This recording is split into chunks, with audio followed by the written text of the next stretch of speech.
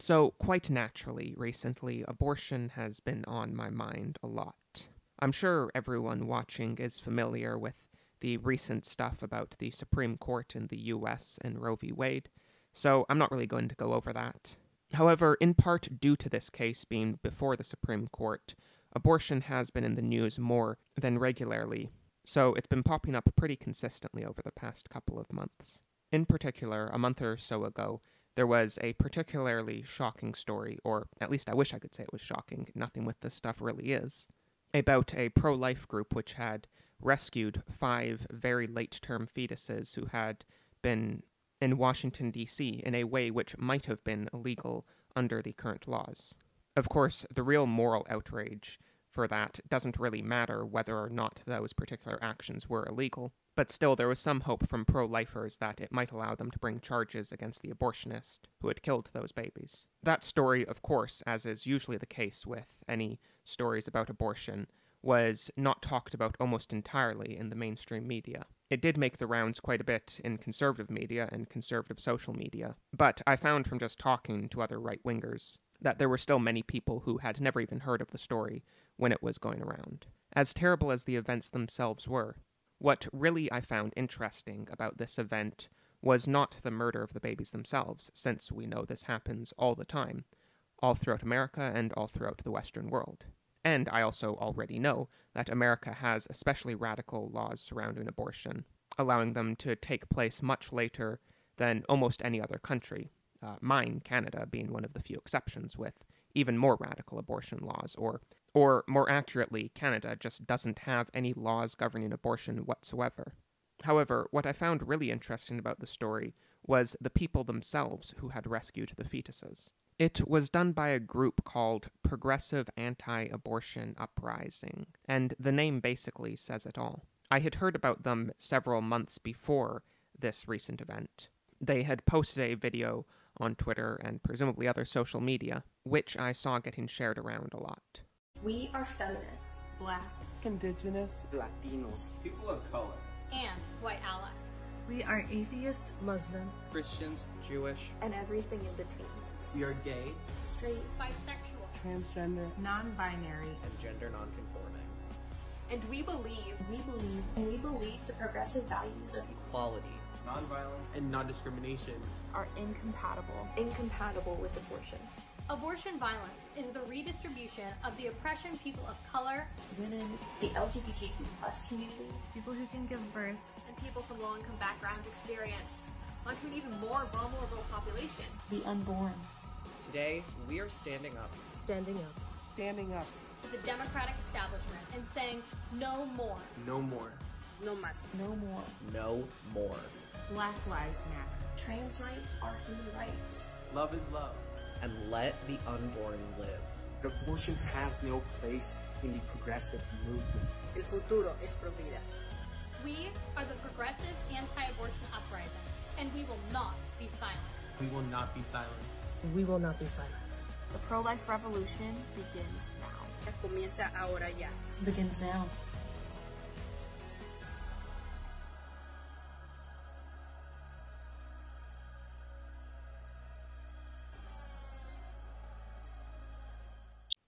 So yeah, needless to say, they have the worst opinions possible on everything, but they are at least pro-life, which is nice. I mean, I'm not going to tell someone to not be pro-life.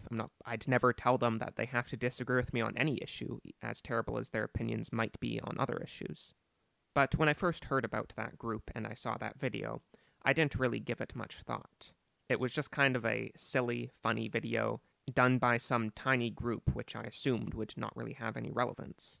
They had hardly any followers on social media, and I figured they'd just remain in relative obscurity to be occasionally made fun of for having their seemingly contradictory beliefs. But, as I've already said, when the story of the 5 murdered fetuses from DC broke, and when I heard it was that same group that had exposed that, I did gain a lot of respect for them. And since then, I've continued to see them popping up when abortion stories are on the news, so for whatever reason they seem to be quite effective at having an outsized impact, despite still being a fairly small group. When that story from DC first broke, there were a lot of people on social media making fun of them, myself included. The group themselves put out these hilarious bios. Kirsten is an anarcho-communist, animal rights activist, and atheist with a deep love for her city, Seattle. Kirsten has spent years advocating for universal rights and is excited to start this new chapter of progressivism in the US by taking our message to the streets. Teresa is an atheist, animal rights activist, and a feminist. She has founded and assisted with many organizations, but decided to start PAAU because she understands the need for protecting the unborn from members of her own party and knows better than anyone else that the Republican Party alone cannot end abortion violence. Lauren is a Catholic anarcho-mutualist, credited with reviving direct action among young anti-abortion people. Her outreach provides direct aid to those in need and creates trans-inclusive spaces within the pro-life movement. Those bios are from their website, and the rest of the site is equally hilarious. They go into a bit more depth on the sorts of progressive things you'd expect, such as arguing why abortion is in part caused by capitalism, which I actually agree with, though abortion is obviously not exclusive to capitalism. But so, what's my point with all this? I'm not just trying to make fun of these guys for their wacky views. The question I want to ask today is it possible to be pro-life and progressive? Now, the obvious answer to that is yes, it is, since obviously these people aren't just lying. I mean, the woman who rescued those fetuses is possibly facing jail time for doing that. And the more astute among you might realize that actually among the originators of the modern pro-life movement, many of them were originally progressives. And not just ex-progressives at that, people who were at the time both pro-life and progressive. One of the most prominent examples of this was Minnesota in the 1970s, where their main pro-life group was initially started by Catholics, but it quickly became dominated by liberal Protestants, who tied their support for social welfare programs with their protests against attempts to liberalize Minnesota's abortion legislation. And during that period, there were feminist groups that made similar arguments to the ones that we saw in the video earlier from PAAU, that abortion is a form of oppression, and that it's specifically an attack against women, and therefore something that feminists should oppose for specifically feminist reasons. With that said, I've occasionally seen a bit of alt history from some progressive pro-lifers on this. As far as I can tell, the pro-life movement was never dominated by progressives, which is what some seem to imply or claim. Just my point is, historically, this wasn't as much of an abrogation as it might seem by today's standards. So, is my conclusion then, yes, it is possible to be progressive and pro-life? Well, no, it isn't. I don't mean, certainly, that it's impossible to hold those two ideas in your head. As we've already seen, it obviously isn't impossible, people do it. What I mean is there is a fundamental discontinuity between progressivism and opposition to abortion. And that is, most importantly, on the issue of the sexual revolution. When I was younger and more of a boomer con, I liked to talk to people about abortion a lot. And I still do talk to people about it a lot to this day. But when I was a boomer con, and when I talked to people about abortion, the assumption I had is that I was just talking with them about one discrete political issue. I thought this is such an important issue that when I'm talking to someone, I don't want to debate them on the sexual revolution. I don't want to debate them on any of the sinful behaviors they have or that they might want to engage in. I viewed abortion as one single discrete issue, which could be isolated from all these other things, and all that mattered was convincing someone to hold the right beliefs. So they realize that they can still have all their degenerate behaviors if they want to, but they can't use abortion as a means of eliminating consequences from those behaviors. But the realization I came to eventually is actually there is no disconnecting abortion from the sexual revolution. This is funny because this is actually something that progressives often accuse pro-lifers of opposing abortion just because it's a way to attack sexual liberalism. Now, certainly, I did not become pro-life because I was opposed to sexual liberalism.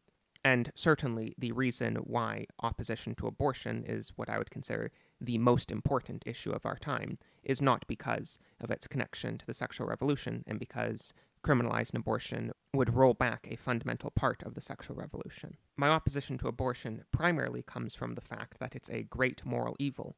Of course, all of the sexual revolution is a great moral evil, but abortion is in a unique way. So when leftists accuse me of only opposing abortion as a way to attack the sexual revolution, that's wrong. But they are actually a little bit correct. Since though the reason I oppose abortion isn't to attack the sexual revolution, it is true that opposing abortion is necessarily an attack on the sexual revolution, and the sexual revolution needed abortion. The promise of the sexual revolution was sex without consequences. Now, this is of course not possible, even with contraception and even with unlimited abortions. But the only way that this promise could be even partially delivered on is with abortion. This is why stuff like the redefinition of marriage and abortion have always gone hand in hand. To an alien observer, it might seem kind of weird in, say, Ireland when they had their referendum on abolishing marriage, and then a few years later their referendum on abortion, and in both cases you had basically the same people supporting both of them. One who is not familiar with the politics might think it's very strange that gay people, who are the least likely people to need an abortion, one would assume, would be so fervently supporting abortion. But these views actually go together quite nicely. Abortion, contraception, the abolition of marriage, all of these things are an attack on traditional sexual morality, and one is going to necessarily lead into the others. This is the slippery slope that lefties always talk about, which really is just the fact that ideas have consequences. So, the question that has to be posed to progressive anti-abortion people is what comes first, the life of the unborn or the sexual revolution? As we have already seen from PAAU, they are, in everything other than abortion, firm adherents to the sexual revolution. If they choose life over the sexual revolution, then they aren't even really progressives at all anymore. And that is why, as nice as some of the work this group has done, and I'm certainly not going to ask them to stop doing what they're doing, ultimately their ideas are just contradictory.